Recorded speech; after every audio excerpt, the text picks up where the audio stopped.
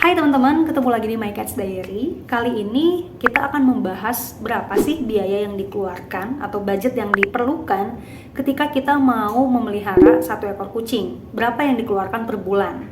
Nah, untuk menghitung ini semua, itu tergantung kepada usia berapa kucing yang dipelihara. Apakah kitten, ataukah kucing dewasa, atau kucing senior yang udah lanjut usia ya maksudnya ya. Yang kedua, apakah kucingnya ada ras tertentu, misalnya kucing domestik kah, atau dia kucing Persia, atau ragdoll, British, dan lain-lain. Terus yang ketiga, berbulu panjang atau berbulu pendek, itu juga akan mempengaruhi pengeluaran kita per bulan. Kali ini yang akan saya bahas adalah usia kitten ya teman-teman, mulai dari 3 bulan. Misalnya kalian baru mengadopsi kitten usia 3 bulan dalam kondisi sehat ya teman-teman. Apa saja yang harus dipersiapkan selain pengeluaran rutin? Oke, yang pertama, menurut saya kalau baru mau pelihara kucing, teman-teman wajib punya pet cargo. Kenapa sih pet cargo itu diperlukan? Karena gini, kita tuh nggak pernah tahu nih kapan kucing kita sakit, kapan kucing kita butuh untuk segera dicek ke klinik hewan. Nah, pet cargo itu sangat membantu supaya ketika kucing kalian misalnya urgent harus dibawa tiba-tiba, kalian nggak perlu pinjem sana sini dan pet cargo tuh langsung ada siap sedia gitu di rumah.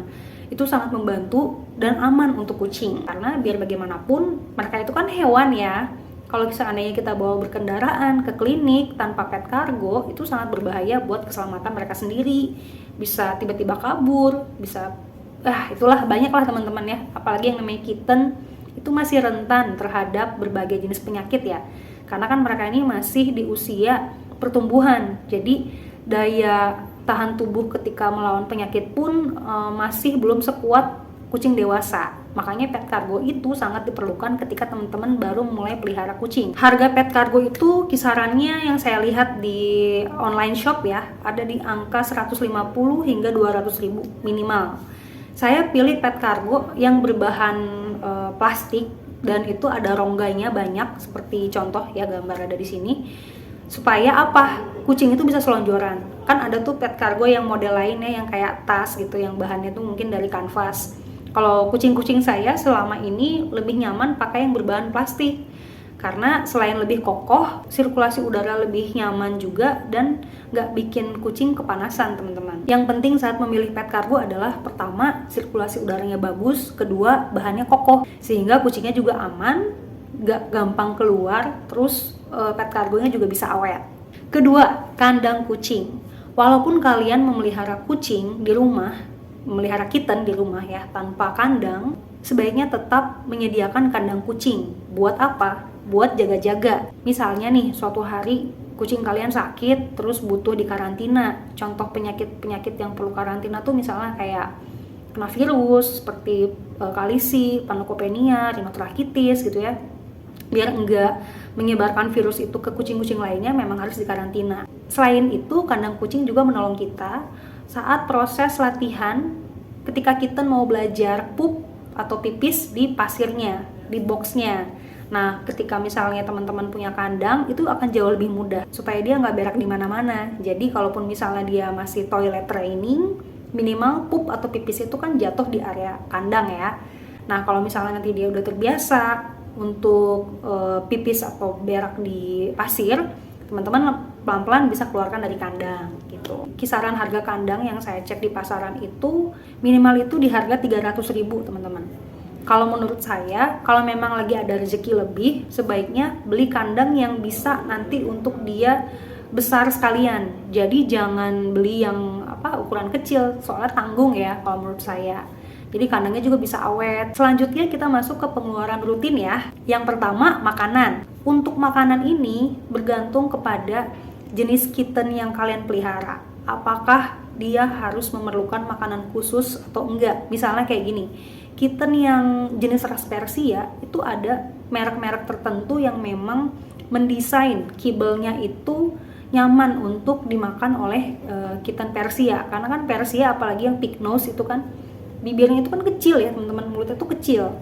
Jadi ada beberapa merek makanan kucing dia mengkhususkan untuk menyediakan kibel seperti itu. Nah, balik lagi kalian sebagai owner yang memutuskan apakah mau memberikan makanan khusus seperti itu atau enggak. Pakai makanan jenis lain aja yang penting bisa dimakan sama mereka gitu. Karena biasanya makanan dengan merek tertentu yang menyediakan kibel khusus itu memang harganya di atas 50.000 kalau saya pantau ya di pasaran. Jenis makanan kitten sendiri itu beragam teman-teman. Paling murah itu saya cek per kilogram ada yang 30.000, ada yang 50.000, bahkan ada yang 80 hingga 100.000 per kilogramnya. Balik lagi teman-teman sanggupnya yang mana, jadi sesuaikan dengan keuangan pribadi masing-masing ya. Misalnya kita pilih yang estimasi terendah ya, misalnya per bulannya kita pilih yang harganya paling murah yaitu 30.000 per kilogram. Kalau saya hitung-hitung dalam 1 bulan, kitten usia 3 bulan itu paling menghabiskan 1 kilogram makanan. Jadi untuk biaya makanan rutin mungkin paling rendah teman-teman bisa siapkan Rp30.000 per bulannya. Pengeluaran rutin selanjutnya yang kedua adalah biaya untuk pasir kucing. Pasir kucing sendiri itu jenisnya banyak teman-teman, tapi yang paling sering digunakan atau yang paling lazim digunakan di Indonesia tuh ya rata-rata pasir bentonit, terus pasir soya atau pasir tahu, dan yang ketiga wood pellet atau pasir kayu yang kibel-kibelnya juga mirip kayak pasir soya ya, cuman bedanya bahan dasarnya adalah kayu, wood. Harga yang paling murah tentu jenisnya yang bentonit.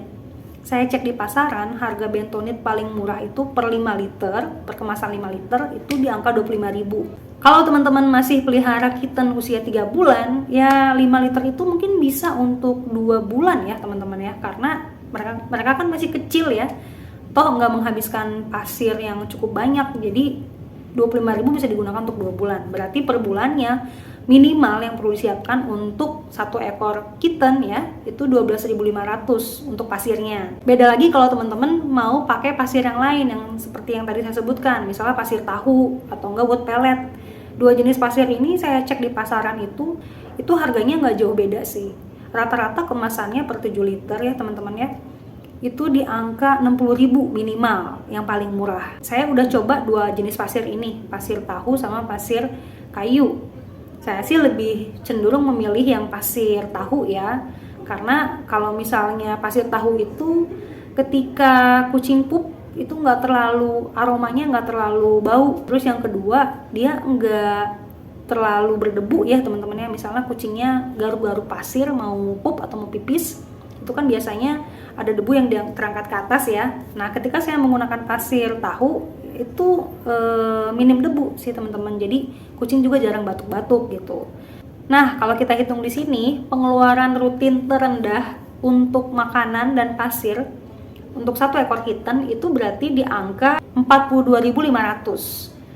Itu belum termasuk biaya ketika misalnya teman-teman kasih obat cacing rutin. Karena obat cacing rutin itu menurut dokter yang pernah saya berkonsultasi dengannya, kalau kucing indoor itu minimal 3 bulan sekali dikasih obat cacing, kalau kucing outdoor sebulan sekali.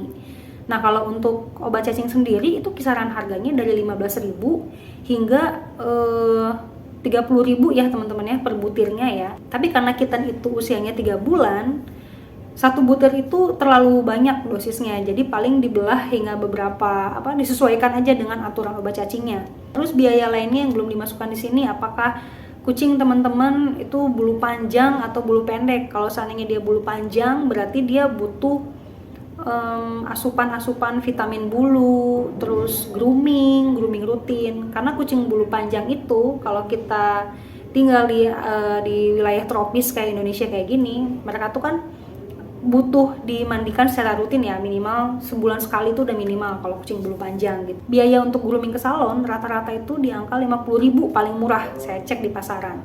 Tapi kalau mau hemat ya bisa mandiin kucingnya sendiri di rumah gitu, disisir sendiri. Selanjutnya yang perlu kita pikirkan juga adalah biaya tak terduga kalau kucingnya sakit. Penyakit-penyakit yang biasanya mudah menyerang kitten.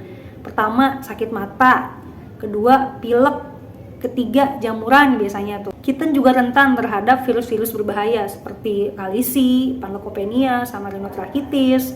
Jadi teman-teman perlu pikirkan kalau seandainya kucing teman-teman sakit, menurut saya ada baiknya setiap bulan kita menyimpan budget atau menyisihkan budget untuk biaya ke dokter kalau suatu waktu mereka sakit. Berapa sih biaya tak terduga yang sebaiknya kita simpan?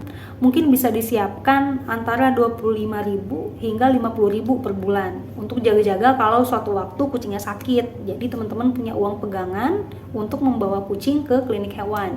Nah teman-teman, ini estimasi biaya minimum kalau kita mau pelihara satu ekor kitten ya, dengan makanan yang harga per kilogramnya 30.000 ya, dan dengan hitungan pasir bentonit. Kalau teman-teman punya pengalaman yang berbeda, gimana caranya menyiasati biaya untuk memelihara kitten, bisa share juga di kolom komentar ya. Oke teman-teman, mudah-mudahan informasi yang tadi bermanfaat buat teman-teman semua. Nextnya saya akan membahas biaya pengeluaran untuk kucing dewasa ya. Sampai ketemu lagi di episode selanjutnya. Dadah!